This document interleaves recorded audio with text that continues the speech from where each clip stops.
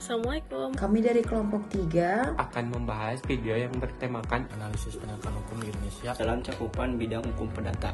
Nah, di sini aku akan jelasin apa itu hukum perdata sendiri. Hukum perdata itu sendiri adalah cabang hukum yang mengatur hubungan antara individu dan juga masyarakat dalam masyarakat yang mencakup hak dan kewajiban antara pihak-pihak yang terlibat, atau bisa kita sebut sebagai hukum yang mengatur kasus antara perorangan maupun badan organisasi atau badan pemerintahan dengan perorangan. Nah, tujuan dari hukum perdata sendiri adanya perlindungan hak individu dan juga keadilan dan kepastian hukum.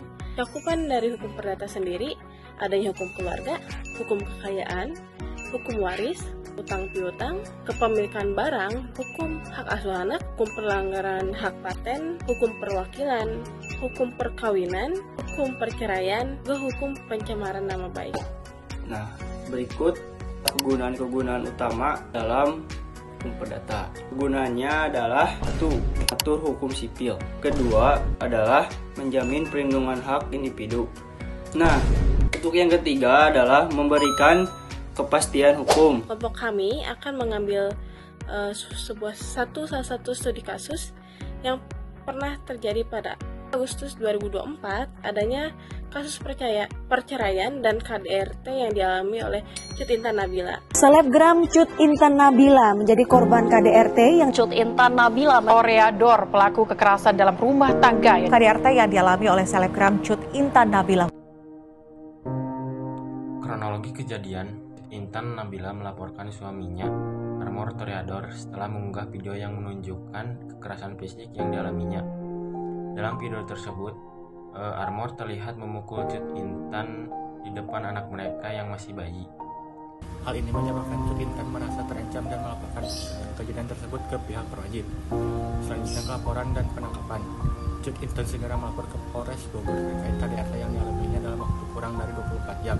Pada Desember 2024, ia mengajukan gugatan cerai di Pengadilan Agama Tiga Raksa setelah menuntut hak asuh anak mereka. Cut Intan menyatakan mereka siap untuk melanjutkan hidup tanpa suami karena merasa tidak bisa lagi hidup bersama Armor setelah terjadi kejadian tersebut. Reaksi Armor setelah divonis menyatakan bahwa ia siap bercerai dan menerima segala konsekuensi hukum yang berlaku atas tindakannya.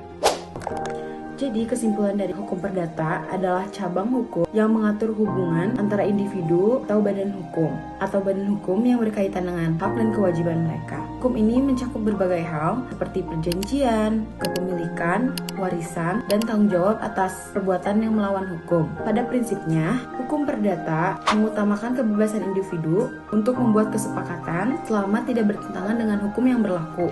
Sekian dari kelompok kami. Mohon maaf jika ada kesalahan. Wassalamualaikum warahmatullahi wabarakatuh.